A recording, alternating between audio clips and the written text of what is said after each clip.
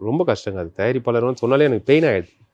அது ரொம்ப அவங்களோட வலி ரொம்ப கஷ்டம். அது இல்லாமல் தொழில் அவங்க தாங்க ஃபஸ்ட்டு கற்றுக்கணும். டைரக்டரோ ஹீரோவோ மற்ற டெக்னீஷியனோ இவங்க கூட தொழில் தெரியலனா கூட பரவாயில்லைங்க. ஒரு தயாரிப்பாளராக வரவங்க அவங்களுக்கு தாங்க 24 கிராஃப்ட்டும் தெரியணும், ஸ்கிரிப்ட் நாலேஜ் இருக்கணும். எப்பயுமே ஒரு டைரக்டர் வந்து டைரக்டர் மட்டும் தான் இருக்கணும், தயாரிப்புள்ள வரவே கூடாது. இன்றைக்கி வரைக்கும் எனக்கு ப்ரெஷர் இருந்துன்னு தான் இருக்குது. ரிலீஸ் ஆகிடுச்சு, நல்லா போயிட்டுருக்கு. பட் அங்கங்கேருந்து கொஞ்சம் சில இதெல்லாம் வருது. அதுதான் டைரக்டராக இருக்கணும். என்னால் 15 சீன் எடுக்க முடியல. அது கொஞ்சம் இப்போ கண்டிப்பாக வருத்தம். தினேஷில் நான் சம்மந்தம்லாம் போட மாட்டேன் முரளினாரு. சார் சம்மந்தாக்கு சம்பளம் யார் சார் கொடுப்பான்ற மாதிரி போய் இல்லை உண்மையாக கேட்டார். இது நான் இது காமெடிக்காக சொல்லலை. சம்மந்தா போடலையா முரளினாரு. சார் சம்மந்தாக்கு சம்பளம் தரணும் சார்னு. சரி ஓகேன்ட்டாரு. அதுக்கப்புறம் அவர் போட்டோ காமிச்சு சரி ஓகே பிளான் பண்ணுங்கன்ட்டாரு. தாரா விருந்தினர் பக்கம்ல இன்னைக்கு யார் கெஸ்ட் அப்படின்றத சொல்லிடலாமா? சொல்லிடலாம். கருப்பு பல்சர் திரைப்படம் மூலமாக தயாரிப்பாளராகவும் இயக்குனராகவும் அறிமுகமாகி இருக்கும் முரளி கிருஷ் அவர்களே இன்றைய நம் விருந்தினர். ஹலோ சார், வணக்கம். வணக்கம் வணக்கம் வணக்கம். எப்படி இருக்கீங்க? நல்லா இருக்கேன். நீங்க எப்படி இருக்கீங்க? ரொம்ப நல்லா இருக்கும் ரொம்ப சார். சந்தோஷம், ரொம்ப மகிழ்ச்சி. அண்ட் ரீசெண்டா வந்துட்டு கருப்பு பல்சர் ரிலீஸ் ஆகி ரொம்ப சக்சஸ்ஃபுல்லா ஒரு நல்ல ரிசப்ஷன் மக்கள் கொடுத்துட்டு இருக்காங்க. ஆஸ் அ டைரக்டர் அண்ட் ப்ரொடியூசரா உங்களுக்கு எந்த விதத்துல ஹாப்பியா இருக்கு? கண்டிப்பா நானே எதிர்பார்க்கல. ஏன்னா 300+ திரையரங்கம் கொடுத்துருக்காங்க நிறுவனம். அது நாங்களே எதிர்பார்க்கல இவ்வளோ தேட்டர்ஸ் எங்களுக்கு கிடைக்கும்னு சொல்லிட்டு. இன்றைக்கி இந்த படம் சென்னையோட மதுரைலாம் ஃபுல்லாக போயிட்டுருக்கு. இன்றைக்கி டே 2 நல்லா ரிசல்ட் வந்திருக்கு. தினேஷ் சாருக்கு இது அடுத்த ரப்பர் பந்து மாதிரி ரிசல்ட் வந்திருக்கு. அவரும் ஹாப்பி, ஹோல் டீம் எல்லோரும் ரொம்ப ஹாப்பியாக இருக்கும். தயாரிப்பாளராக தப்பிச்சிருவோன்னு நினைக்கிறேன். அது மிகப்பெரிய முக்கியமான விஷயம். அதுதான் நினைக்கிறேன். இந்த டைட்டிலே வித்தியாசமா இருக்கு. இந்த டைட்டில் எப்போ பிடிச்சிங்க? 2022 நான் அந்த டைட்டிலை வச்சு கவுன்சிலில் பதிவு பண்ணிட்டேன். ஆக்சுவலி ஜல்லிக்கட்டுக்காக நம்ம போராட்டம் பண்ணோம் இல்லையா மெரினாவில். அப்போ ஜல்லிக்கட்டு அந்த சாரீஸும் நம்ம மைண்டுக்குள்ளே இருந்தது. அதுக்கப்புறம் இது டைட்டில் வந்து பொல்லாதவன் படத்தில் தனுஷ் சார் பைக்கு கருப்பு பல்சர் வச்சு ஓட்டுவார் இல்லையா, அந்த டைமில் நம்ம கொஞ்சம் யங்ஸ்டராக இருந்திருப்போம். மிக்ஸ் பண்ணேன். அது ரெண்டுத்தையும் மிங்கிள் பண்ணி தான் நான் ஸ்கிரிப்ட் பண்ணது. Okay sir. ஸோ அப்படிதான் அந்த டைட்டில் வந்து. பட் ஆனால் இது வரைக்கும் நாங்கள் ஆவி வந்துட்டு மனுஷங்க உடம்புல பூந்தெல்லாம் பார்த்துருக்கோம். அது ஒரு ஹியூமனோட ஆவி வந்து மனுஷங்க உடம்புல போகிறோம். இது பார்த்தா ஒரு மாட்டோட ஆவி வந்து கருப்பு பல்சரில் போகிற மாதிரி இருக்கு. ஸோ இந்த விஷயங்கள் எப்படி சார்? இல்லை கண்டிப்பாக அது கதை எழுதும் போது கண்டென்ட்டுக்காக பண்ணது தான் அது. இதில் வந்து தினேஷ் டபுள் ஆக்ஷன் பண்ணியிருக்காரு. மதுரையில் வந்து ஜல்லிக்கட்டுலாம் ஃபேமஸ் இல்லையா, நம்ம அதுக்கு போராட்டம் பண்ணி ஒரு பர்மிஷன் வாங்கி தமிழக அரசுலாம் அப்புறம் ரிஸ்க் எடுத்து கொடுத்தாங்க. அது எல்லாருமே வேர்ல்டே பாராட்சி. இவங்களுக்குள்ள ஒரு யூனிட் இருக்குது. தமிழ்னா வந்து அங்கே யாரையும் டச் பண்ண முடியாது, வெளியிலாம் வந்து டச் பண்ண முடியாது. தமிழர்கள் வந்து வேறு லெவலில் இருக்காங்க, யூனிட்டியாக இருக்கான்னு நம்ம நினச்சிட்ருக்கோம். பட் அந்த பக்கம் ஒரு சில இஷ்யூஸ்லாம் போகுது இல்லையா, அதனால தான் இந்த கண்டென்ட் நான் கையில் எடுத்தேன். இதை வந்து எங்கள் டைரக்டர் வந்து நான் எம் ராஜேஷ் கிட்ட ஒர்க் பண்ணேன். ஒரு கண்ணாடி ஒரு 2-3 படம் எங்கள் டேரக்டர் கிட்ட ஒர்க் பண்ணேன். அதுலேருந்து ஒரு கண்ணாடி என்னை கேரியர் ஸ்டார்ட் பண்ணேன். ஸோ இந்த வந்து காமெடியாக எடுத்துகிட்டு போகணும். இது ஒரு கான்ட்ரவர்சி சப்ஜெக்ட் தான். அதை வந்து காமெடி எப்படி ப்ளே பண்ணலான்னு சொல்லிட்டு அவர்கிட்டேருந்து திரைக்கதை அந்த நாலேஜை வச்சு தான் நான் எடுத்துகிட்டு போனேன். ஸோ அப்படி பிளான் பண்ணி உருவானது தான் இந்த jallikattu subject. And first time வந்துட்டு அட்டகத்தி தினேஷ் அவர்கள் ஒரு டுவல் ரோல் வந்து பண்ணுறாரு. ஸோ நீங்கள் எழுதும் போதே வந்துட்டு இவர் தான் பண்ணணும் அப்படின்னு ஒரு ஃபிக்ஸ்டாக எழுதி? இல்லை, நான் எழுதும் போது ஹீரோ வச்சு எழுதலை. நான் ஜென்ரலாக வந்து ஒரு நல்ல ஹீரோ இருக்கணும்னு சொல்லிட்டு நான் எழுதினேன். நான் 2-3 ஹீரோலாம் ட்ரை பண்ணேன். கொஞ்சம் நம்ம கம்ஃபர்டபுளாக ஃபீல் பண்ண முடியல. ட்ரை பண்ணேன். அவங்கள அப்பாயின்மெண்ட்டு கொஞ்சம் அப்படி இப்படியே இருந்தது. அப்புறம் தினேஷ் சார் வந்து ஆக்சுவலி இந்த கதை வந்து ரப்பர் பந்து, தண்டக்காரண்யம் இது எல்லாமே ஒன்றா பேரலாக வந்து பூஜை போட்ட படங்கள் இது எல்லாமே. ஸோ ஆமாம், அதனால் வந்து அப்புறம் ரப்பர் பந்து கதை கேட்டு நடிச்சிட்டு இருக்காரு. இந்த கண்டென்ட் சொல்லும் போது அவருக்கு பிடிச்சிடுச்சு. சார் வந்து ஒரு 25 மினிட்ஸ் தான் கேட்டார் தினேஷ் சார். ஃபஸ்ட்டு நான் ஜல்லிக்கட்டு மேட்டர் தான் சொன்னேன். அந்த எனக்கு வந்து இது ஒரு பேய் படமோ அமானுஷ்யமாக சொல்லணும்னு அவசியம் இல்லை. ஆனால் பட் ஒரு ரிவெஞ்சு வாங்கணும். அது எப்படி வாங்கலாம்? இந்த பிரபஞ்சம் வந்து நம்ம ஒரு தப்பு பண்ணால் நம்மள ரிவெஞ்சு வாங்குது இல்லையா, அது நம்ம ரியலைஸ் பண்ணியிருப்போம் எல்லாத்துலேயும். அதனால தான் இது ஒரு அந்த கண்டென்ட்டுக்காக தான் அப்படி பண்ணேன். இது தினேஷ் சாருக்கு வந்து கதை சொல்லும்போது பிடிச்சிடுச்சு. அவருக்கு கேட்டோடனே ஓகே பண்ணிட்டார். எனக்கு பெரிய கிஃப்டாக இருந்தது. அதுக்கப்புறம் எந்த ஹீரோவும் இல்லை, பர்ஃபெக்டாக முடிச்சு கொடுத்தாரு. உண்மையே சொல்ல போனால் நான் தயாரிப்பாளர்ன்றதுனால 23 நாள் இந்த படத்தை முடித்தேன். 23 days ஒன்லி. எல்லாமே டபுள் கால் ஷீட்டு. மார்னிங் 7 மணிக்கு கேமரா வச்சுன்னா நைட்டு 2 மணி வரைக்கும் போவோம். இல்லை 1.5 கால் ஷீட்டு 10 மணி வரைக்கும் போவோம். அப்போ நினச்சி பாருங்க எல்லாருடைய நிலைமை எப்படி இருக்குன்னு சொல்லிட்டு. மூச்சே விட முடியாது. கண்டிப்பா மூச்சே ஒரு பக்கம் ப்ரொடியூசரா ஒரு பக்கம் இயக்குனரா. இல்லை, நான் ஸ்பாட்டில் ப்ரொடியூசராக இருக்க மாட்டேன். ஏன்னா என்னோட ஒர்க் எல்லாமே என் ஃப்ரெண்ட்ஸுங்க ஃபிலிம் இன்ஸ்டியூட் படித்த ஃப்ரெண்ட்ஸுங்கிட்ட எடுத்து பொறுப்பெல்லாம் கொடுத்துட்டேன். எங்கள் மச்சான் எல்லாருக்கிட்டே பொறுப்பு கொடுத்துட்டு ஒன்லி டைரக்டராக மட்டும் தான் நான் இருந்தேன். கண்டிப்பாக மூச்சு விட கூட டைம் இல்லை.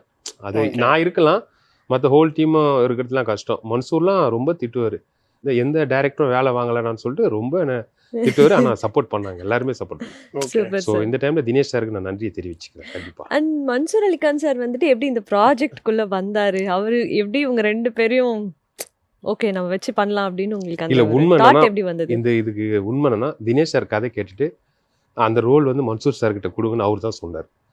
கண்டிப்பாக எனக்கு வந்து மன்சூர் சாரை சின்ன வயசுலேருந்து பார்க்கும்போது பயமாக இருக்கும். அவர் பெரிய வில்லனு, அப்புறம் காமெடியாக மாறினார், ஒரு பெரிய ஆக்டர். நம்மளால் வேலை வாங்க முடியுமா, நம்ம வந்து அதை ரொம்ப ஒரு 25 நாளில் முடிக்கணும்னு பிளான் பண்ணி பண்ண ஸ்கிரிப்ட் இது. ஸோ மன்சூர் சார்கிட்ட நான் இந்த வேலை வாங்க முடியுமான்னு நினச்சேன். பட் அவர் வந்து அதான் சொல்கிறேன்னே, அவர் கேரவனில் ஏற விட்டதே இல்லை, பக்கத்துலேயே தான் வச்சுருப்பேன். அவர் திட்டுவார், ஏன்டா கேரவனை பார்க்க தான் ஒரு இடம் ஏறவே விட மாட்டேங்கிறான்னு திட்டுவார். ஸோ அந்த அளவுக்கு அவர் நச்சு கொடுத்தாரு. நான் சொன்னதை கேட்டார். நான் ஒன்று பண்ண உள்ளே வரும்போது காலைல வந்து ஆசீர்வாதம் வாங்கிடுவேன். சார் நீங்கள் தான் இன்றைக்கி ஹீரோ, நீங்கள் சொல்கிறத நான் கேட்டுக்கிறேன் சார்னுவேன். அப்போ தான் கோவப்படுவார், ஏன்டா என்ன எந்த டைரக்டர் இவ்வளோ வேலை வாங்கினது, இவ்வளோ வேலை வாங்குறேன்னு திட்டுவார். ஆனால் ஜாலியாக மனுஷன். உண்மையாகவே அவரை மாதிரிலாம் நம்ம பர்சன் பார்க்க முடியாது. நான்லாம் படம் அடுத்தடுத்து பண்ணால் மன்சூர் சாருக்குன்னு ஒரு ரோலை ப்ளே பண்ணிடுவேன், ஒர்க் அவுட் பண்ணி ஸ்கிரிப்ட்லேயே எழுதிடுவேன். ஓகே, இன்னும் ஆமாம் வேற ஜானர் எழுதும் போது கண்டிப்பா அவர் உள்ள வேற லெவல் பண்ணுவார். அவர் இருப்பாரு எல்லா கண்டிப்பா கண்டிப்பா கண்டிப்பா. ஓகே, சோ அவரே வந்து இயல்பாவே ஒரு காமிக்கலான ஒரு ஆள் தான். அவர் என்ன பண்றாருன்னு நம்மளால கெஸ்ஸே பண்ண முடியாது. கண்டிப்பா அவர் வந்து எப்படி நீங்க வந்து ஆக்ஷன் கட்டு சொன்னீங்க? கண்டிப்பா வந்து உண்மை. திடீர்னு சீன் பேப்பர் படிப்பாரு, நான் இந்த சீனை நடிக்கவே மாட்டேன், பண்ணவே மாட்டேன்னு சொல்லுவார். சார் நான் என்ன பண்ணுவேன், அது வந்து அவர் மறுபடியும் போயிட்டு, சார் நீங்கள் பண்ணால் மட்டும் தான் சார் நல்லாயிருக்கும். நிறைய வாட்டி சொல்லியிருக்கேன் இந்த டைலாக். சார் இந்த டைலாக் நீங்கள் பேசினா நல்லா இருக்குன்னுவேன், இந்த டைலாக் நான் பேச மாட்டேன்னு. அப்படியே எல்லாரும் எதிர்க்கும் சொல்லுவார், இதை நான் பண்ண மாட்டேன். அது குழந்தை மாதிரி விளையாடுவாருங்க. அப்புறம் நம்ம சொல்லி புரிய வச்சு, சார் உங்களுக்கு என்ன சார் இன்னைக்கு சாப்பிட்றதுக்கு நம்ம கேட்டு, ஸோ அது மாதிரி ஃபுட்டு ஆர்டர் பண்ணி அவர் ஒரு செல்லமாக அப்படியே. நான் இன்னைக்கு ஒரு விஷயம் கத்துக்கிட்டேன் சார், யாருக்கிட்டயாவது நமக்கு ஏதாவது வேணும்னா நீங்க மட்டும்தான் அது சொல்லணும். ஃபார்முலா வந்து இவர் அவர்கிட்ட அப்ளை பண்ற ஒரு ஃபார்முலா, இவர் வேற ஆள்கிட்ட வேற ஃபார்முலா வச்சிருப்பாருன்னு நினைக்கிறேன். கண்டிப்பா நீங்க எல்லாருக்கிட்டையும் ஒன்னே அப்ளை பண்ணி அடிவாங்க. ஆமா, தினேஷ் சார் கிட்ட சொன்னீங்களேன், ரொம்ப கோவப்படுவார் அவரு. நீங்க சொல்றதுல கேட்கணும், அவர் வந்து என்ன பண்ணுவாருன்னா, முரளி நீங்க டைரக்டர், நீங்க சொல்றத நான் கேட்கணும் இப்படி சொல்லுவார். அந்த ஒரு பாடம், அதாவது ரொம்ப ஜென்டில்மேனு. அதான் ஒரு விஷயம் தெரிஞ்ச எல்லாம் பெரிய டேரக்டர் ஒர்க் பண்ணியிருக்காரு இல்லையா, அதனால அந்த டேரக்டர்னா அவருக்கு தெரியும் வேல்யூ. தினேஷ் சார்லாம் மன்சூர் சார்கிட்ட சொன்னா அவருக்கு ஒரு பூரிப்பு ஆயிடுவார். யங்ஸ்டர்லாம் வராங்க, நம்ம சொல்றத கேட்கறேன்னு சொல்லிட்டு அவரு அதான் பிரதர் சொன்ன மாதிரி ஒவ்வொருத்தர்கிட்ட ஒரு டைலாக் டெக்னிக் இருக்கு. கண்டிப்பா ரியலைஸ் பண்ணாரு அவரு மன்சூர் சார் வந்து, டேய் நீ இதை என்ன பண்ணிருக்கியா அப்படின்னு சொல்லி திடீர்னு ரியலைஸ் பண்ணி, இல்ல படம் முடிச்சதுக்கு அப்புறமா உங்கள்ட்ட என்னைக்காவது சொல்லியிருக்காரா? கண்டிப்பா நிறைய வாட்டி சொல்லியிருக்காரு. நிறைய வாட்டி அதான் எந்த டைரக்டருமே இப்படி வேலை வாங்கலான்னு சொல்லிட்டு நிறைய வாட்டி சொல்லியிருக்காரு. ஹாப்பி தான், நல்ல வேலை வாங்கிட்டீங்க. நல்ல வேலை வாங்கிட்டு இப்போ இன்டர்வியூஸ்லாம் அவர் சொன்னதான் பீக்ல போச்சு. லைக் ஃபேன்ஸ் எல்லாருமே வந்து நிறைய பார்த்துருக்காங்க படத்துக்கான நல்ல வரவேற்பு. நீங்க from the school of Rajesh sir அப்படின்றதுனால கண்டிப்பா ஹியூமர் பேசிக்கலாவே வந்து உங்களுக்குள்ள இருக்குமா, இல்ல நீங்க வேற டைப் ஆஃப் ஒரு ரைட்டராக இருந்திருப்பீங்க, ராஜேஷ் சார் கூட பேசி பழகினதுனால மேபி ஹியூமர் வந்திருக்கலாம், இல்லை இயல்பா நீங்களே ஒரு ஹியூமரான ஒரு ஆளா? இல்லை, எனக்கு ஹியூமர் நல்லா வரும். ஓகே, கண்டிப்பாக ஹியூமர் வரும். ஏன்னா நம்ம இன்னைக்கு ரைட்டிங்கில் உட்காரும் போது ஹியூமர் இல்லாமல் நம்ம என்னால் பண்ண முடியாது. அது கண்டிப்பாக வேணும். அதுதான் வந்து பட்ஜெட்டை கம்மி பண்ணும், ஆடியன்ஸ் வந்து உள்ளே எடுத்துகிட்டு வரும். அதில் நம்ம பண்ணலைன்னா பட்ஜெட் அதிகமாகும், மதில்மணிக்கும் ஸ்கிரிப்டே ஒரு பயம் வந்துடும், இது ஜெயிக்குமா ஜெயிக்காதான்னு சொல்லிட்டு.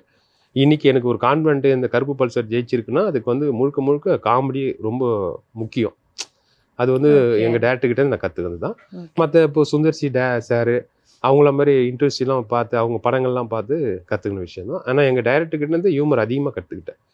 ஃபர்ஸ்ட்டு ஹியூமர், அப்புறம் டிசிப்ளின். ஸ்பாட்டில் வந்து கோவப்பட மாட்டார், ஒரு ஆர்டிஸ்ட்டுக்கு மரியாதை கொடுப்பாரு. ரொம்ப அந்த டிசிப்ளினை கற்றுக்கிறது எங்கள் டைரக்டர்.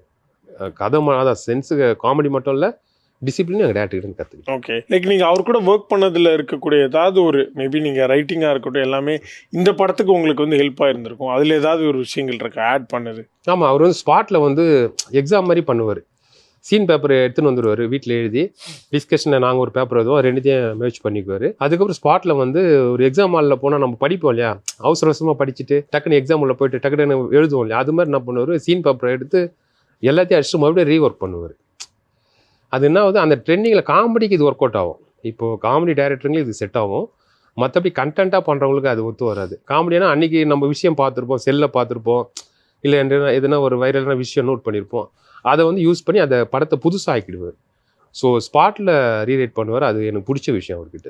தப்பு இல்லை, அது வந்து சில பேர் தப்பாக நினைப்பாங்க, பட் காமெடி கண்டென்ட்டுக்கு அது யூஸ் தான் அது. அண்ட் சார், ஒரு டுவல் ரோலில் ஒரு ஆக்டர் நடிக்கும்போது அந்த டிஃப்ரென்ஷியேஷன் காட்டுறதுக்கு இந்த படத்தில் உங்களுக்கு எந்தெந்த மாதிரியான விஷயங்கள் இல்ல தேவைப்பட்டது? அந்த மறு வச்சு வைக்கிறது தான், வேற எல்லா படத்திலும் வர என்ன மாதிரி சார் வடிவேல் காமெடி மாதிரி சொல்லிட்டீங்க. இல்ல அது வேற என்ன பண்ண முடியும். நம்ம இதுல வந்து ஃபுல் ஷேவ்ல இருப்பாரு, ஒன்னுல கொஞ்சம் மீசெல்லாம் கத்தியா வச்சுட்டு இருப்பாரு, அவ்வளவுதான். அதான் பண்ண முடியும் நம்மளால.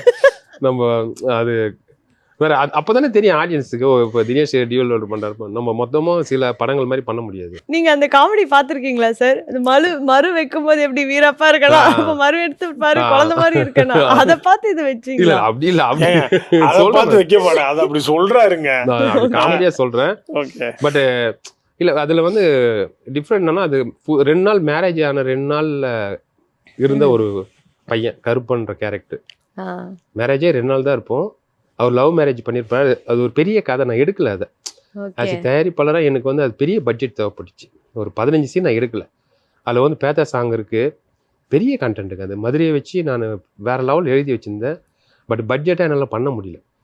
அவங்க லவ் பண்ணியிருப்பாங்க, அவங்க கல்யாணத்துக்கு முன்னாடி அவங்க அந்த பொண்ணு கன்சீவ் ஆகிடும். அதான் அந்த சீனில் ஒன்று எட்டி உதைப்பாங்க, அந்த பொண்ணு பிளட் வந்து இறந்துருவாங்க. அதை நான் கன்வே பண்ண முடியல என்னால். ஸோ அது சென்டிமெண்ட்டான இடம், பட் என்னால் சரியாக சொல்ல முடியல. சொல்லணும்னா எப்பயுமே ஒரு டைரக்டர் வந்து டைரக்டர் மட்டும் தான் இருக்கணும், தயாரிப்புள்ள வரவே கூடாது. இன்னைக்கு வரைக்கும் எனக்கு ப்ரெஷர் இருந்துன்னு தான் இருக்குது. ரிலீஸ் ஆகிடுச்சு, நல்லா போயிட்டுருக்கு. பட் அங்கங்கேருந்து கொஞ்சம் சில இதெல்லாம் வருது. அதுதான் டைரக்டராக இருக்கணும். என்னால் 15 சீன் எடுக்க முடியல.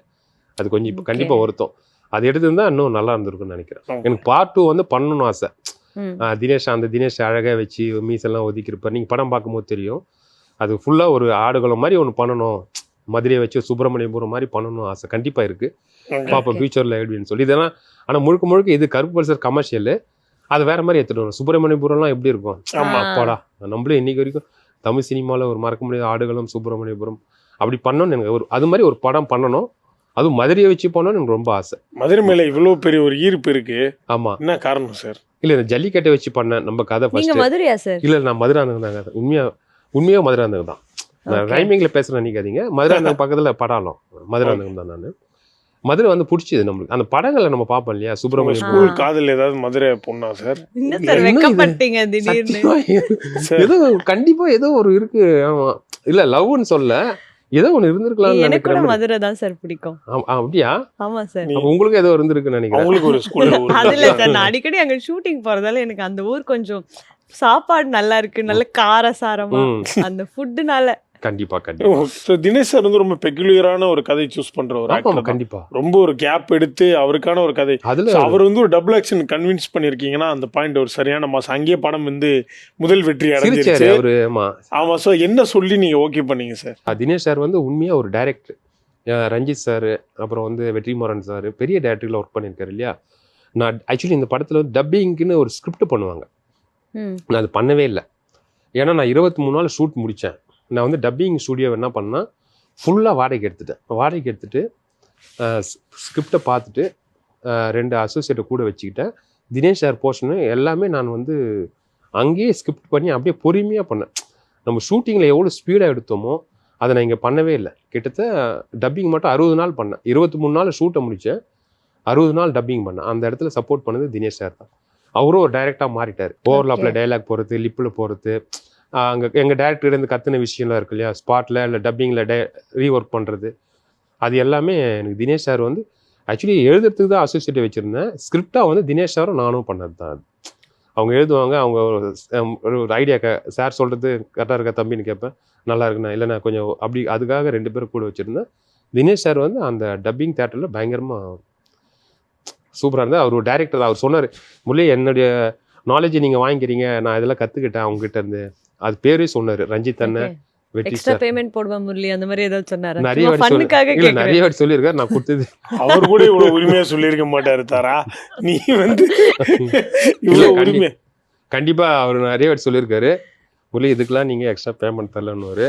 பட் நான் கொடுத்தது இல்லை, அவரும் அது கேட்டது இல்லை. கண்டிப்பா இந்த இன்டர்வியூ பார்த்து முடிச்சதுக்கு அப்புறம் தினேஷ் அவர்களே நீங்க இல்ல, நான் இது சக்சஸா போயிட்டு இருக்கு. நான் சாரை போய் சீக்கிரம் அம்மா காலில் விழுந்து ஆசீர்வாதம் வாங்கணும்னு தான் இருக்கேன். ஏன்னா அவர் வந்து அம்மாவுடைய ரொம்ப அவங்க அம்மானா செல்லப்பிள்ளை. கண்ணு பயங்கரமா கண்ணே கலங்குற அளவுக்கு ஒரு பாசமான ரொம்ப நல்ல மனிதருங்க அவரு. எனக்கு என்னன்னா உங்களை பாக்குறப்ப அதை விட ஒரு பயங்கரமான ஒரு நல்ல மனிதர் மாதிரி தோணுது. ஆரம்பத்துல இருந்து ஒரு மாதிரி ஏன் சார் கை கட்டிட்டு இப்படியே இல்ல இது பவ்யமா வந்து இருக்கீங்க. இல்ல இது கண்டிப்பா மரியாதைன்னு நினைக்காதீங்க. எனக்கு கோல்டா இருக்கு ஏசி காத்துக்காக இப்படி வச்சு சார் கண்டிப்பா சார் இல்ல அதுதான் நான் நினைக்கிறேன். இத்தனை நேரம் வந்து சரி இவர் இப்படி உட்காந்துருக்காரு நம்ம இப்படி உட்கார கூடாது நம்ம கரெக்டா உட்காருவோம்னு பார்த்தா கண்டிப்பா. ஏசிக்காக அது ஏசிக்காக எனக்கு ஏசி கொஞ்சம் செட் ஆகாது, அதனால இப்படி உட்காடுறேன். கண்டிப்பா ஸ்பாட்ல நான் கால் மேல காலை போட்டு தான் இருப்பேன். ஓகே அந்த அந்த ஆளுமை நான் காமிச்சிருவேன். அதாவது ஆளுமைனா கோவமே பட மாட்டேன். பட் அந்த நம்ம ஒன்று சொன்னா கேட்கணும் இல்லையா, அவங்க அதுக்கு தானே நம்ம இருக்கோம். அதுக்கு ஒரு உங்களுக்கு ஒரு ஆளுமை வேணும். கான்ஃபிடென்ட் வரணும்ல. கண்டிப்பா நான் கால் மேல கால் போட்டு தான் இருப்பேன். இங்க கண்டிப்பா ஒரு ஏசி காத்து தான். சார் அப்ப செட்ல ஏசி இருந்தா என்ன சார் பண்ணுவீங்க? செட்ல ஏசி இருந்தாவா நாங்க தான் ஊர்ல தானே எடுத்தோம். இல்ல உண்மையா சொல்றேன், நான் இதை சொல்லணும். இது சில டைம்ல கேரவனே இருக்காது, ஏசியா இருக்காது. தினேஷ் சார்லாம் வெயிலே உட்காந்துருக்காரு, ஜல்லிக்கட்டு இருக்கும் லைவ் அது. ஸோ இந்த ஜல்லிக்கட்டு காளையை வச்சு ஷூட் பண்றது அந்த டாஸ்க் எல்லாம் எப்படி சார் இருந்துச்சு? காளை சொல்ற பேச்சு கேட்டுச்சா? அந்த அந்த போராட்டங்களை பத்தி சொல்லுங்க. நம்ம காளை மாடு வந்து ஷூட்டிங் மாடுன்னு சொன்னாங்க. Executive producer, production manager, sir நான் ஷூட்டிங் மாடை கொண்டு வந்துட்டோம், நீங்கள் வந்து பாருங்க. நாங்கள் பார்த்தா ஆட்டோவில் நிற்கிது. அது சுற்றி அவங்க டீம் மட்டும் ஒரு 6-7 பேர் நிற்கிறாங்க. அது மாடை கூட்டின்னு வந்தாங்க, கம்பீரமாக நிற்கிது. நம்ம நினச்சோம் சரி துர்கா படத்தில் நாய் லவ் லெட்டர் எடுத்துன்னு போவோம், ஏன்னா டான்ஸ் ஆடும் அப்படிலாம் முடிச்சிடலாம் போது இந்த மாடை வச்சு அழகாக ரிவர்ஸாக தூக்கலாம். நான் ஒரு நாளைக்கு 4 சீன் 5 சீன் பிளான் பண்ணுவேன். நம்ம உட்காந்த ஸ்பீடு போயிட்டே இருக்கணும். அப்புறம் பார்த்தா அது வந்து உண்மையாகவே ஜல்லிக்கட்டு மாடுன்னு சொல்லிட்டு எங்களுக்கு தெரியாது. ஒருத்தர் முட்டி தூக்கிச்சு, அவர் பறந்து விழுந்தார். அவர் யாருன்னா ஸ்டண்ட்டு டீமில் அவர் ஏர் கிராக் ஆகிடுச்சு கால். அப்புறம் நைட் அட்மிட் பண்ணோம். அப்புறம் நாங்கள் வந்து அது ஃபர்ஸ்ட் சீன்லேயே வரும், ஒருத்தர் முட்டி தூக்கும். அதுக்கப்புறம் நான் வந்து உங்களுக்கு தெரியவே தெரியாது அது வந்து ஷூட்டிங் மாடு இல்ல, உண்மையாவே தெரியாது, ஷூட்டிங் மாடுன்னு தெரியாது. அதுக்கப்புறம் அவர் ஃபோன் பண்ணி அவர் நீங்க வந்து மன்சூர் சாரை கன்வின்ஸ் பண்ண மாதிரி உங்களை யாரோ கன்வின்ஸ் பண்ணிருக்காங்க. கண்டிப்பா அதுதான் கண்டிப்பா நடக்கும் இல்லையா, நம்ம ஒருத்தர் பண்ணும்போது பின்னாடி நம்மளுக்கு ரெடியாக இருக்கும் இல்லையா, அது மாதிரி தான் நடந்தது அது. அப்புறம் அங்கே இருந்தால் அந்த பசங்க கூட வந்தான் இல்லையா, அந்த 7 பேரில் சொல்கிறானுங்க, சார் இது வந்து ஷூட்டிங் மாடல் இல்லை சார், ஜல்லிக்கட்டில் கலந்துக்கிற மாடுன்றானுங்க. அது சார் அது இல்லவே இல்லை சார், ஷூட்டிங் மாடலாம் அது இல்லை, அது மாதிரிலாம் பண்ண முடியாது சார் அது. சரி அதுக்கப்புறம் அவங்களும் நம்மளும் டேரக்ட் பண்ணுவாங்க, ரியாலிட்டி வராது அடா அப்படின்ற மாதிரி கொஞ்சம் காமெடி பண்ணிட்டு அவங்க நம்மள டைரக்ட் பண்ண ஆரம்பிச்சாங்க. இது ரியாலிட்டியா வராது, ஷூட்டிங் மாடுன்றானுங்க.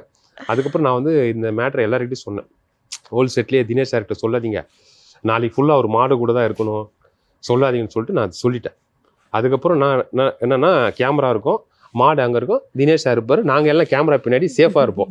நான் ரொம்ப சேஃபாக இருப்பேன். யார்கிட்ட சொல்லணுமோ அவர்கிட்ட சொல்லாம விட்டுவிட்டு நான்லாம் அப்படி எட்டி பார்ப்போம் மாடை, பயந்துட்டேன். ஆக்ஷன்னா தெரிச்சு நான் பயந்து ஆக்ஷன்னா மாடை பார்த்து ஆக்ஷன் சொல்லுவேன்.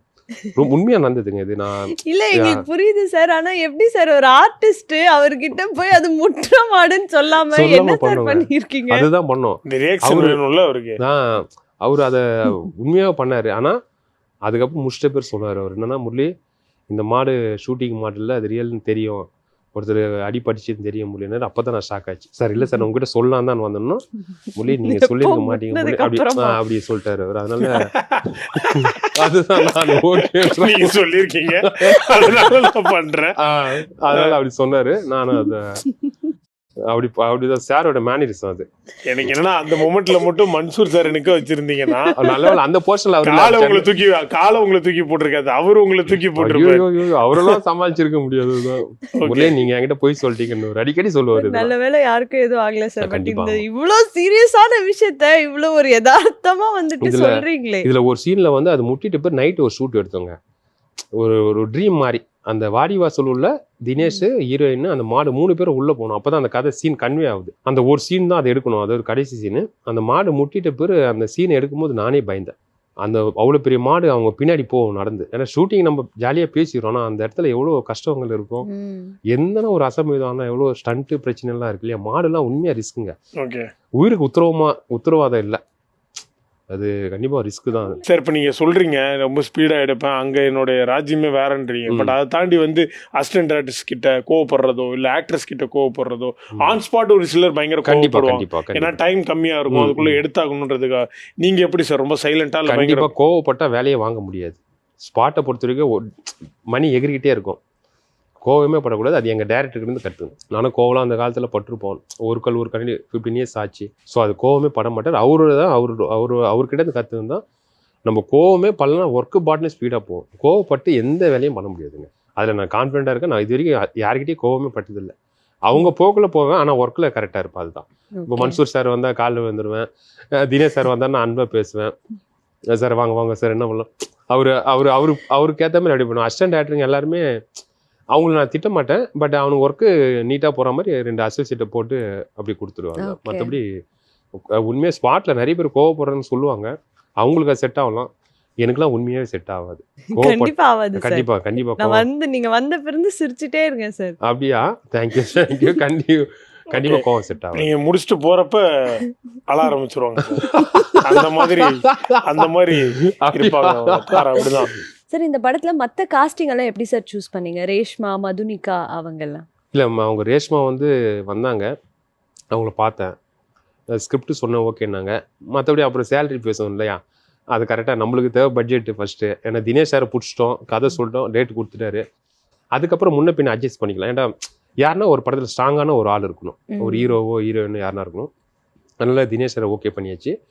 அவங்க ரேஷ்மா வெங்கட் வந்தாங்க, அதுக்கப்புறம் கதை சொன்னாங்க, ஓகேன்னாங்க. அதுக்கப்புறம் அவங்க அந்த டேர்ம்ஸ் கரெக்டாக இருந்தது, அவங்கள கரெக்டாக லாக் பண்ணேன். ஆனால் உண்மையாகவே ரேஷ்மா வெங்கட்கிட்ட பிடிச்சது வந்து சிங்கிள் டேக் ஆர்டிஸ்ட் தான். அவங்க நிறைய எக்ஸ்பீரியன்ஸ் இருக்குன்னு நினைக்கிறேன். ஆமாம் சார். ஆமாம், அவங்க நான் பார்த்துருக்கேன். அது நான் அப்போலாம் எனக்கு தெரியாது, நான் புக் பண்ணும்போதெல்லாம். அப்புறம் நான் சீன் பேப்பர் கொடுத்த உடனே டக்குன்னு நடிப்பாங்க. அந்த ஸ்பீடுக்கு எனக்கு செட் ஆச்சு. அவங்க கண்டிப்பாக நல்ல ஆக்டர். அவங்க மதுனிகா வந்து அவங்க பார்த்தேன், அவங்க கரெக்டாக அந்த மதுரை நேட்டிவிட்டியில் இருந்தாங்க. அப்புறம் தினேஷ் சார்கிட்ட கேட்டேன், தினேஷில் நான் சம்மந்தம்லாம் போட மாட்டேன் முரளினாரு. சார் சம்மந்தாக்கு சம்பளம் யார் சார் கொடுப்பான்ற மாதிரி போய் இல்லை உண்மையாக கேட்டார். இது நான் இது காமெடிக்காக சொல்லலை. சம்மந்தா போடலையா முரளினாரு. சார் சம்மந்தாக்கு சம்பளம் தரணும் சார்னு. சரி ஓகேன்ட்டாரு. அதுக்கப்புறம் அவர் ஃபோட்டோ காமிச்சு சரி ஓகே பிளான் பண்ணுங்கன்ட்டாரு. அவர் மதுனிக்காவை நான் ஓகே பண்ணி 2 பேரும் பிளான் பண்ணேன். அதுக்கப்புறம் மன்சூர் சார், சரவண சுப்பையா. வில்லனை பற்றி சொல்லணும். பிரின்ஸ் அர்ஜய்னு சொல்லுவாங்க இல்லையா, கேள்விப்பட்டிருப்பீங்க. சுல்தான் படம். உண்மையாகவே அவரோட ஃபேஸ் வந்து க்ளோஸ்அப்பில் வந்து அந்த வில்லதனம் அதிகங்க. நான் நிறைய க்ளோஸ்அப் யூஸ் பண்ணுவேன். என்கிட்ட ஒரு படம் நம்ம பட்ஜெட்டில் பண்ணும்போது அதான் க்ளோஸ்அப்லேயே கதை சொன்னால் தான் நல்லாயிருக்கும், டெப்த் இருக்கும். அதுதான் நிறைய க்ளோஸ்அப் வைப்பேன். அவர் க்ளோஸ்அப் தாட்டு நல்ல பியூட்டி.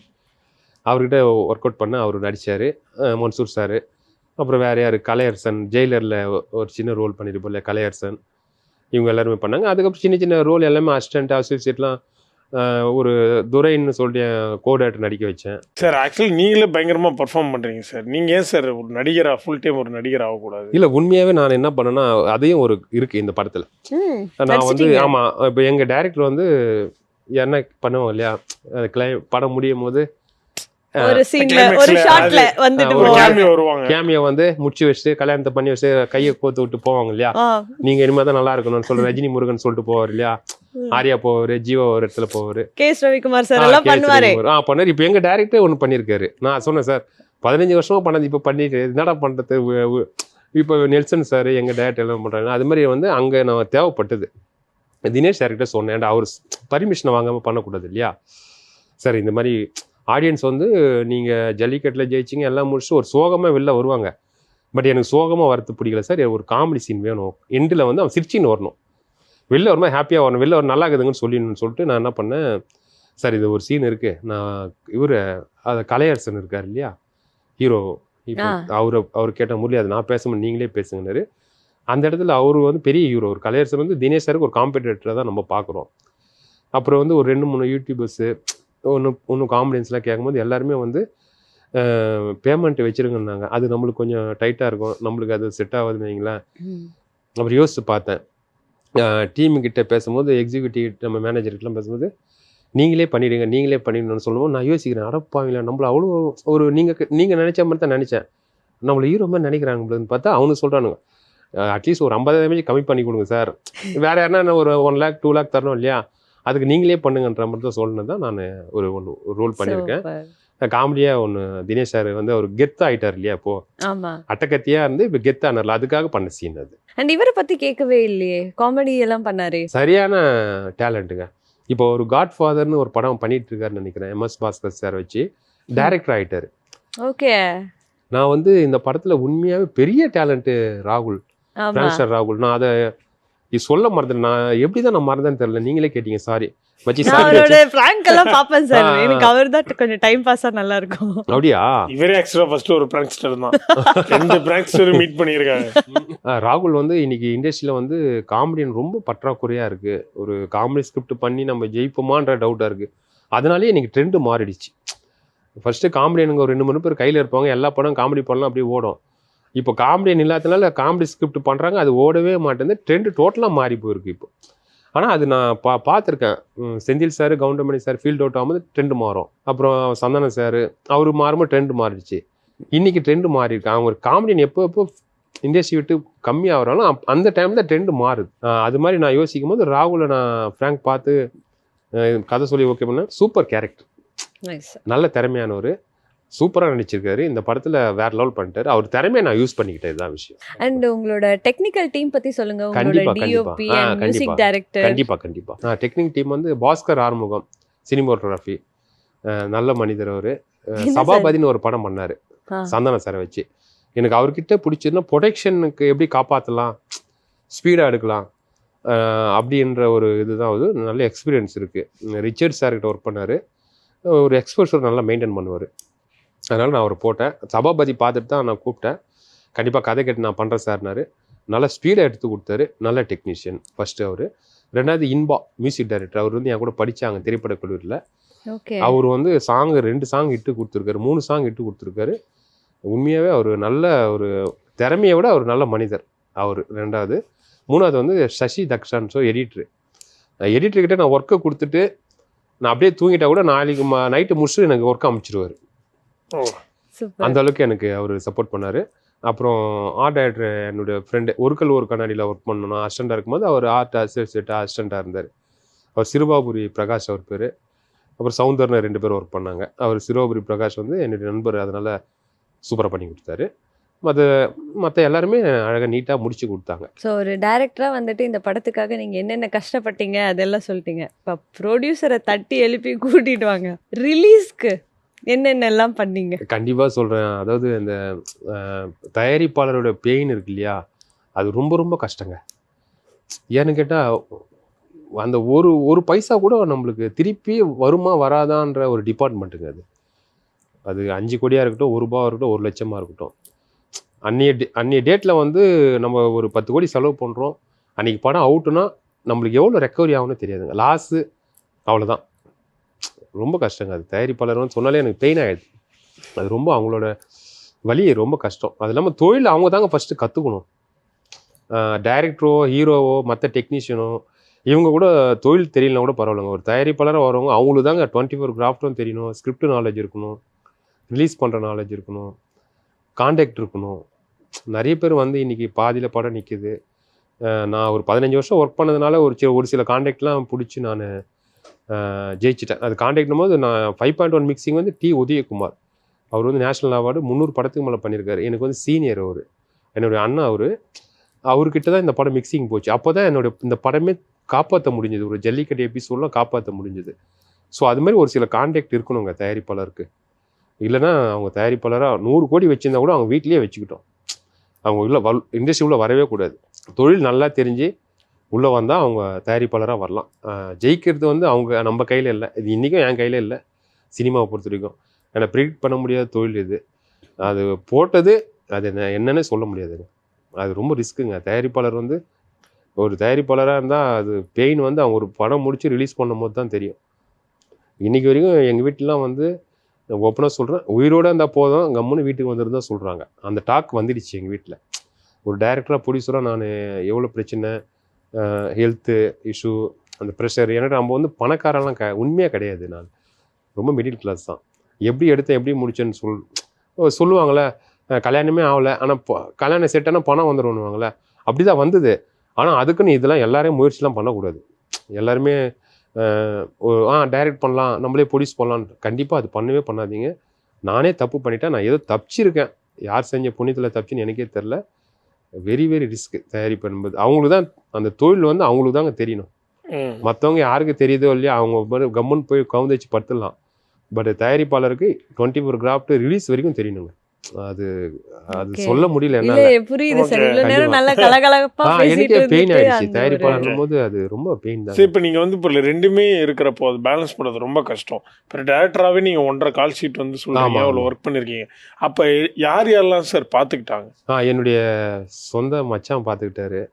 அப்புறம் என் கூட திரைப்பட கல்லூரியில் படித்த முருகானந்தம் என்னங்கிற தமிழரசு. அதாவது முருகானந்தமே ஒரு பெரிய நல்ல பேர். அதில் வர அவர் ஜாயின் பண்ண பேர் தமிழரசு. மச்சான் பேர் என்ன சார்? அவர் பேர் வெங்கடேஷன். Okay sir. அவங்க 2 பேர் இருந்தாங்க. அதுக்கப்புறம் இருக்காங்க ஒரு 4-5 பேர் இருக்காங்க. அவங்க தப்பாக நினைக்கணும், ஏன்டா பேர் திடீர்னு நான் அது வர மாட்டேங்குது. அவங்க 2 அப்புறம் எல்லாருமே ஒர்க் பண்ணாங்க. டீமு எல்லாம். ஸோ இவங்களாம் தான் பார்த்துக்கிட்டாங்க. அதனால நீங்கள் டைரக்ஷன் வந்து ஆமாம், நான் full-ஆ பண்ண ஸ்பாட்டில் முடிஞ்சுச்சு. நான் அந்த 25 நாள் பக்கம் நான் ப்ரொடக்ஷனுக்குள்ள போவே இல்லை. எனக்கு தெரியும் அடி வாங்கிடுவேன்னு. ஃபுல்லாக ஸ்பாட் மட்டும் தான் பார்த்தேன். அப்புறம் டப்பிங்லேருந்து பார்க்க ஆரம்பித்தேன். ஸோ இந்த படம் வந்துட்டு சக்ஸஸ்ஃபுல்லாக போயிட்டு இருக்கு. ம். அடுத்து என்ன பண்ணலான்ற பிளான் யோசிச்சிட்டீங்களா? இல்லை நான் கொஞ்சம் ரெஸ்ட் எடுத்துட்டு அப்புறமா வர ஒரு சீசனுக்கு அப்புறம் அப்படின்னு டிசைட் இல்லை, நல்ல வார்த்தை. ஆனால் இப்போ எனக்கு ரெஸ்ட் தேவைப்படுது தான். என்ன ரெஸ்ட்னா, தயாரிப்பாளராக அந்த ஒரு பெயின் இருக்கு இல்லையா. எனக்கிட்ட இப்போ படம் நல்லாவே போயிட்டுருக்கு. மதுரையில் நல்லா போயிட்டுருக்கு. ரிசல்ட் இப்போ வந்தது. ஃபோன் பண்ணாங்க. சென்னையில் அப்படியே பிக்கப் ஆகிட்டு வருது. ஆனால் வேறு படங்களில் 350 ஸ்க்ரீன் மேலே போயிட்டுருக்குன்னாங்க. ஓகே. அதுவே நான் அவ்வளோலாம் கிடைக்குமா நான் எதிர்பார்க்கல. நல்ல ஒரு தேட்டரில் ரிலீஸ் ஆனால் போதும் தான் இருந்தேன். ஸோ அதை கொஞ்சம் நம்ம கவனிக்கணும். இப்போ தயாரிப்பாளர் இருக்கும்போது ஃபஸ்ட்டு நம்ம அதை ஃபோக்கஸ் முடிச்சிருவோம். அது எல்லாருக்கும் கமிட்மெண்ட்லாம் முடிச்சிருவோம்னு சொல்லிட்டு ஒரு 2 வாரத்துக்கு நான் யோசிக்கிற மாதிரி இல்லை. ஆனால் கண்டிப்பாக 2 வாரத்துக்கு அப்புறம் ஒரு 3 லைன் இருக்குது. அது ஒரு பெரிய ஹீரோ சப்ஜெக்ட் ஒன்று இருக்குது. சரி, இப்போது யங்ஸ்டருங்க மத்தியில் இன்றைக்கி நல்ல படங்கள்லாம் வருது இல்லையா. ஸோ யங்ஸ்டர் ஹீரோ இன்றைக்கி டாப்பில் இருக்காங்களோ கொஞ்சம் தேடணும். அவங்களுக்கு கண்டென்ட்டு அவங்களுக்கு பிடிக்கணும். அதுமாரி 3 ஸ்கிரிப்ட் இருக்குது. அது லைனை பிடிச்சி இனிமேல் தான் டெவலப் பண்ணணும். எப்பயுமே பவுண்டட் போகிறது கண்டிப்பாக ஸ்பாட்டில் அதை சூடாக பண்ணுறது தான் நல்லா இருக்கும், சூடாக இருக்கும். அதனால் லைன் மட்டும் தான் வச்சுருக்கேன். ஸ்கிரிப்ட் இனிமேல் தான் பண்ணணும். ஸோ இவ்வளோ நேரம் நிறைய விஷயங்கள் படத்தை பற்றி நம்ம பேசிட்டோம். ஸோ கண்டிப்பாக. அடுத்ததாக வந்துட்டு ஒரு ஃபன்னான செக்மெண்ட். அப்படியா? ஓகேங்களா? உங்ககிட்ட ஒரு போர்டு கொடுப்போம். அதில் குட் அண்ட் பேட் அப்படின்ட்டு இருக்கும். நாங்கள் கேட்குற கொஸ்டினுக்கு நீங்கள் ஹானஸ்ட்டாக வந்துட்டு அதுக்கு பதில் சொல்லணும். அதாவது குட்டா பேடா? அது மட்டும் தான் சொல்லணும் இல்லையா. அதை சொல்லி அது எதனாலன்னு நீங்கள் சொல்லலாம். ஓ அப்படியா? ஓகேவா? Okay. Okay. So welcome to good or bad, உங்களுக்கான ப்ராப்பர்ட்டிஸ் சார். ஓகே. நீங்க வந்து ஆன்சர் வந்து சொல்றப்ப நீங்க எதுல பெஸ்ட்டோ அதுல குட்னா குட் காட்டலாம், பேடுனா பேட். நான் தான் இதை சொல்லணுமா? ஆமா ஆமா சார், நீங்க தான் சொல்லணும். சரி இப்படி ஓகே வச்சுக்கலாம். சார். Okay sir. ஓகே. நீங்க இவ்வளவு நேரம் கலகலப்பா டைரக்டரா நிறைய பேசுனீங்க. ஓகே. ஆனா ப்ரொடியூசரா பேசுறப்ப மட்டும் லைட்டா கொஞ்சம் கண்ணு கலங்கிடுச்சு. கண்ணு கலங்கிடுச்சு. ஆமா கண்டிப்பா ஓகே. கலங்கிடுச்சு. ஆஸ் எ ப்ரொடியூசரா நீங்க குட்டா பேடா? நானே எப்படி ஒத்துக்கிறது? ப்ரொடியூசரா நான் பேடு தாங்க. ஒய்ங்க, அதான் இப்போ சொன்ன கதைகளா? இல்லை, அதாவது ப்ரொடியூசர்னா எப்படின்னா அவங்க கேட்குற பணத்தை கொடுத்துடணுங்க. அதாவது அவங்க ஒரு இதில் கமிட்மெண்ட் இருப்பாங்க இல்லையா, அதை நம்ம பார்கிங் பண்ணாமல் பண்ணணும். ஆனால் அப்படி பண்ணவும் கூடாது. அதுதான் எனக்கு புரியல. பார்த்தீங்களா, ப்ரொடியூசரா நீங்க கேள்வி கேட்டோன்னா. ஆமா. ஓகே, சரி, நல்ல புரியல. மனுஷன் ப்ரொடியூசரா ஆனா என்னென்ன பெயின் அப்படின்றத வந்து அவர் ரியலாவே நமக்கு சொல்றாரு. ஓகே, டிரெக்டரா முரளி கிறிஸ் என்பவர் குட் ஆர் பேட்? கண்டிப்பா குட் தாங்க. சூப்பர். அது என்கிட்ட நான் நீட்டாக ஹேண்டில் பண்ணுவேன். ஸ்பாட்டை ஒரு சவுண்டு வராது. ஆர்டிஸ்ட்டை பக்காவை பார்த்துக்குவேன்.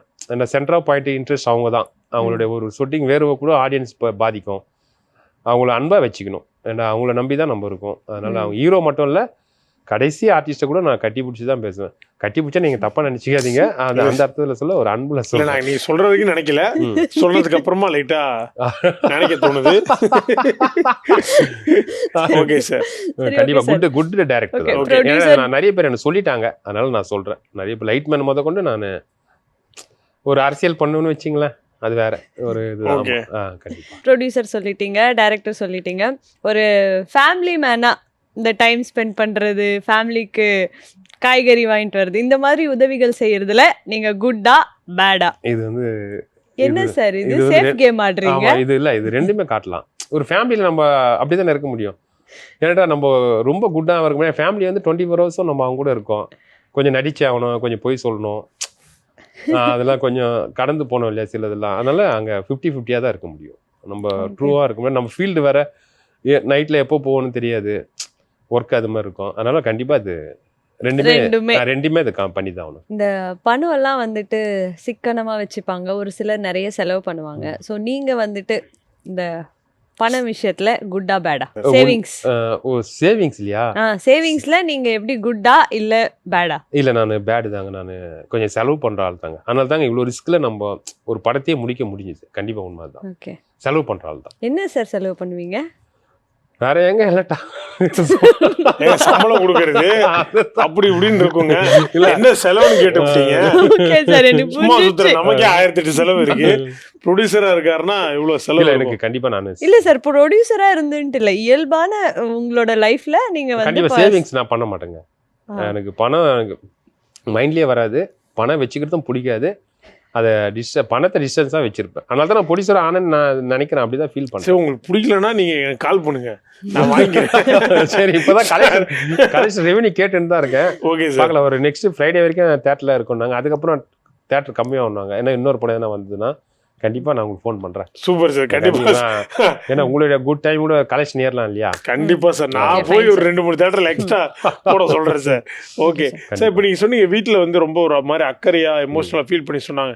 இந்த மாதிரி வந்து நீங்க வந்து நீ வந்துரு, உயிரோட வந்தா போதும் அப்படின்ற மாதிரிலாம். ஸோ அந்த அளவுக்கு பாசம் வச்சிருக்காங்க அப்படின்றது வந்து தெரியுது. கண்டிப்பா. நீங்க எப்படி சார், ஃபேமிலி குடும்பஸ்தனா குட்டா பேடா? இல்ல கண்டிப்பா குட்டு தான். நம்ம ஃபேமிலி பையன் தாங்க நம்மலாம். ஓகே, ப்ராப்பரான குடும்பஸ்தான் தான் நம்ம. ஓகே, ஆமா. நம்ம அதெல்லாம் இதனால இப்போ விநாயகர் சதுர்த்தி வந்தோன்னா கண்டிப்பா விநாயகர் வாங்கிட்டு வருது, அவர் கொடை வாங்கிட்டு வருது, அவருக்கு அதெல்லாம் கரெக்டாக வாங்கிட்டு வந்துடுவேன். கண்டிப்பா சொல்றேன், அது மாதிரி ஒரு நல்ல பையன் தான் நான். சூப்பர், கொண்டு வந்து முடிச்சாரு பாருங்க. அவர் பக்கா கூட்டின்னு வந்து வச்சு கற்பூரம் ஏற்றி அப்புறம் கடைசியா அவர் கூட்டின்னு போய் கரைச்சிட வேண்டியது. குட்டான பாய் தான். குடும்பஸ்தனா நீங்க நல்ல பேர் எடுக்கணும்னா விநாயகர் சதுர்த்தி அன்னைக்கு அது மாதிரிலாம் விநாயகர் சிலை வாங்கிட்டு வந்து வீட்டுல அழகா இல்ல எனக்கு என்னன்னா அது அவர் வாங்கிட்டு வரதுக்கு நம்ம ஒரு ஆளை செட் பண்ணணும். கார்லயும் வைக்க முடியாது, ஒரு குச்சினே வரணும். ஏன்னா திடீர்னு எதனா ஒன்னாச்சும் சகுன வீட்டுல திட்டுவாங்க. அதுதான் எனக்கு பெரிய கஷ்டம். அவர் தூக்கி சிலையை கரெக்டா வீட்டுக்கு கொண்டு வந்துட்டேன். ஆமா, வந்து அவர் கரைக்கும் போது ஏதோ எல்லாம் பாத்தலாம் வைங்களேன், பாவம். ஆனா எடுத்துன்னு வரும்போது அதெல்லாம் குட்டா பண்ணுவேன். நீங்க வந்துட்டு ஒரு டைரக்டரா இருக்கீங்க. சோ ஆர்டிஸ்ட் எல்லாம் கரெக்டா செலக்ட் பண்ணும், பீப்புள் எல்லாம் கரெக்டா ஜட்ஜ் பண்ணும். இந்த பீப்புளை ஜட்ஜ் பண்ற விஷயத்துல நீங்க குட்டா பேடா சார்? கரெக்டா கண்டுபிடிச்சிருக்கீங்களா? இல்ல பயங்கர குட். நான் அவ்வளோனால போன்ல அவன் அவ்வளோனால அவன் சரக்கடிச்சிட்டு பேசுறானா இல்ல சாதாரண பேசுனா கண்டிப்பா சார். இவர் சார் இவர் இவ்வளவு நேரம் பேசி கேட்டிருக்கீங்க, இவர் குட்டா பேடா? நீ பேடா? கண்டிப்பா குட் தான் பிரதர், குட் தான். சரி, இவர் குட்னு எப்படி சார் நீங்க சொல்றீங்க? இல்ல பிரதர் கண்டிப்பா குட் தான். ஆமா, குடிக்கிற ஒரே விஷயம் இல்ல தெரியுது இல்லையா நம்ம பாக்கும்போது. ஆமாங்க, என்னங்க அவரே சொல்லிட்டாரு. பாக்கும்போது தெரியுது. ஒர்க் வீடு அவருக்கு கண்டிப்பா ஃபேமிலின்னு சொன்னா அவர் குட் தான் சொல்லுவாங்க வீட்டுல. ஆமா கண்டிப்பா. நான் அதிகமா குடிக்கிறது காஃபி மட்டும் தாங்க. ஜட்ஜ் பண்றது நான் போன்லயே கண்டுபிடிச்சிருவேன். ஆப்போசிட்ல இருக்கிறவங்க பயங்கரமா ரீட் பண்ணுவேன். ஒரு நடிகனா நீங்க ரியல் லைஃப்ல நடிச்சாலும் சரி இல்ல ஸ்கிரீன்ல நடிச்சாலும் சரி, நடிகனா நீங்க குட்னு நினைக்கிறீங்களா பேடுன்னு நினைக்கிறீங்களா? இல்லைங்க, அது கொஞ்சம் கஷ்டமான வேலை தாங்க. நான் பார்த்துட்டேங்க. வேலை வாங்குறது சும்மா தண்ணி மாதிரி பண்ணிடலாங்க. அதை அது பண்ணலாம், அது பயங்கரமா ஹார்ட் ஒர்க் பண்ணலாம். ஆனா நடிக்கிறது என்ன பொறுத்தவரைக்கும் கொஞ்சம் கஷ்டமா தான் இருக்குங்க. பட் வீட்ல இந்த நடிக்கிறதுல நீங்க குட்டா பேடா? வைஃப் கிட்ட சார். ஆனா அதுல பயங்கரமா நடிப்பேன். பயங்கர குட்டு. பயங்கரமா நடிப்பேன். அவங்களால கண்டே பிடிக்கும் போது எங்க ஒய்ஃப்லாம் பாவம். ஏதாவது நீங்க நடிச்சு டிப்ஸ் கொடுத்துட்டு போங்க சார், நிறைய பேருக்கு தேவைப்படுது சார். எங்க அம்மாவும் எனக்கு ஆப்டான ஆளு, எது சொல்ல நம்புவாங்க. எங்க ஒய்ஃபும் எனக்கு ஆப்டான ஆள், எது சொல்ல நம்புவாங்க. அதனால தான் நான் இண்டஸ்ட்ரியில இவ்வளவு வருஷங்கள் இருந்து இன்னைக்கு படம் பண்ணி தயாரிப்பு ப்ரொடியூஸ் பண்ணி இருக்கணும். அது நம்மளுக்கு ஏமாளி கரெக்டா கிடைக்கிறாங்க. அது யாரு இப்ப இத ரிவீல் பண்ணிட்டீங்களே, வீட்டுக்கு போய் எப்படி சார் அவர் அங்க போய் வேற போய் சொல்றாரு? நாங்க டிவில சொல்ல சொன்னாங்க, நான் சொல்லிட்டேன். நான் உங்களுக்கு சொல்றேன் சார், ஏதாவது ஒண்ணு சொல்லுங்க சார். இந்த மாதிரி ஏதாவது போய் சொன்னது ஏதாவது? இல்ல, பொய் நம்ம அதிகமா பேசுறதுனால நம்ம என்னத்த சொல்லணும்னு ஞாபகம் இல்லை. அதுதான் சொல்றேன். அது நம்ம கண்டிப்பா ஞாபகம் இல்ல.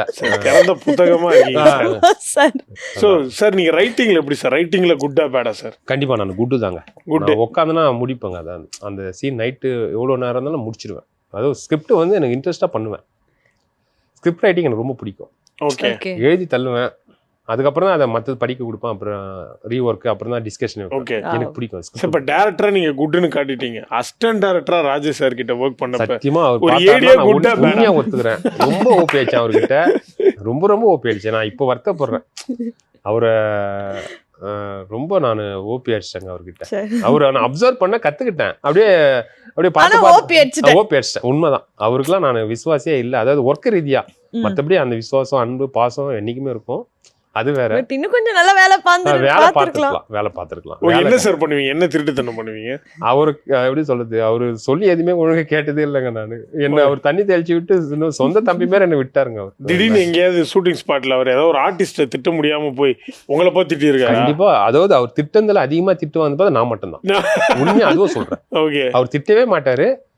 அதிகமா திட்ட வந்து ஒரு கிட்டத்தட்ட ஒரு 10 பேர் அவர் வச்சு நிறைய பேர் வாய்ப்பு தருவாருங்க. அவரு சூப்பர் கேரக்டர். Super sir. நிறைய டேரக்டர்லாம் சொல்லுவாங்க இல்லையா, அப்படி இருப்பாங்க, ஸ்ட்ரிக்டா இருப்பாங்க. நான் இன்னைக்கு நல்லா ஒரு தயாரிப்பாளரா ஜெயிச்சிருக்கேன்னா அதுக்கு டைரக்டரை கூட விட்டுல, தயாரிப்பாளர் ஜெயிச்சுன்னா அவரை நான் அப்சர்வ் பண்ண ரோல் மாடல் தான் அவரு. அது கரெக்டா செட் ஆயிடுச்சு எனக்கு. Super sir. Super character. அவர் தான் அதுக்கான.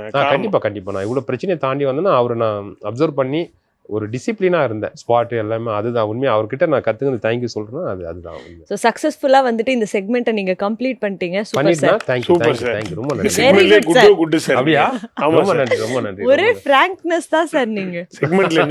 நீங்க குட், நாங்க பேட் சார். அப்படியா இல்ல சார், ரெண்டு பேரும் குட் சார். சரி, இதுக்கு அடுத்து உங்களுடைய பயணம் ப்ரொடியூசரா தொடருமா இல்ல டைரக்டரா தொடருமா சார்? ஆனா நான் ப்ரொடியூசரா ஜெயிச்சேன்னா நிறைய அசிஸ்டன்ட் டைரக்டருக்கு வாய்ப்பு தருவாங்க. Super sir. கண்டிப்பா பண்ணுவேன். நான் அதை என்னட்டா அது சொல்லணும்னா நிறைய அசிஸ்டன்ட் டைரக்டருங்க இருக்காங்க, திறமையானவங்க இருக்காங்க. அது ரொம்ப அவங்க அதுக்கு மேலே பாவம். ப்ரொடியூசரோட நிறைய பேர் பாவமாக இருக்காங்க. அவங்கன்னா நான் ஆக்டிவிட்டி காட்டாமல் அவங்க வேலையை நிறைய பேர் இன்றைக்கி ஜெயிச்சுட்டு வராங்க எல்லாருமே. அது வந்து அவங்க இண்டிவிஜுவலாக ஜெயிக்கிறாங்க, ஒருத்தவங்க அசிஸ்டண்ட்டாக வராங்க, அசிஸ்டண்ட் இல்லாமல் ஜெயிக்கிறாங்க. ஸோ அவங்களுக்கு வெற்றி வந்து நம்மளுக்கு அவங்க உதவியக்குன்னா மதிச்சிடணுங்க. ஏன்னா நாளைக்கு அவங்க டயட் பண்ணுறாங்க, அவங்க எழுதுகிற ஒரு வரி தாங்க 24 கிராஃப்ட்டுக்கும் சாப்பாடு. அவங்களுக்கு நம்ம மரியாதை கொடுத்துருந்தாங்க. ஆனா நிறைய பேர் அதை மதிக்க மாட்டாங்க. சூப்பரா கவிதை மாதிரி சொல்லிட்டீங்க சார். அழகா சொல்லிட்டாரு. எழுதின வரி தானே எல்லாருக்கும் சாப்பாடு. செமையா இருந்துச்சு சார். அதுதானே கண்டிப்பா. அதனால அவங்க மதிக்கணுங்க. Super sir. Okay sir. உண்மை அதுதான். இயக்குனரா அடுத்த ப்ராஜெக்ட்ஸ் எதுவும் இப்போ பேச்சுவார்த்தைகள் இருக்கா சார்? இல்ல, என்ன இது வரைக்கும் நான் யாருக்கிட்டையும் அப்ரோச் பண்ணல. இந்த படம் கம்ப்ளீட் ஆயிட்ட பிறகு நான் அப்ரோச் பண்ணுவோம். இன்னைக்கு ரிசல்ட் வந்திருக்கோம் இண்டஸ்ட்ரியில. ஆனா எல்லா ஹீரோஸும் பிஸியா இருக்காங்க. நம்மளுக்குன்னு யாரும் சிக்குவாங்க இல்லையா, அவங்க கிட்ட போய் சரண்டர் அங்க வச்சு. இதுக்கப்புறம் நீங்க யாருக்கிட்ட கதை சொல்ல போனீங்கன்னா இன்டர்வியூ வந்து முழுசா பாத்திருப்பீங்க. நீங்க முதல்ல தயாராயிடுங்க. ஏன்னா தலைவன் தயாரா தான் வருவாப்புல.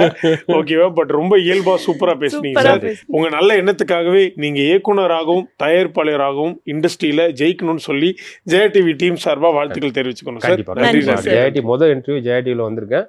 அடுத்தது சக்சஸ் பண்ணணும் கண்டிப்பா. நான் அதை என்றைக்குமே ஜெயா டிவி மறக்க மாட்டேன். Super sir. நன்றி.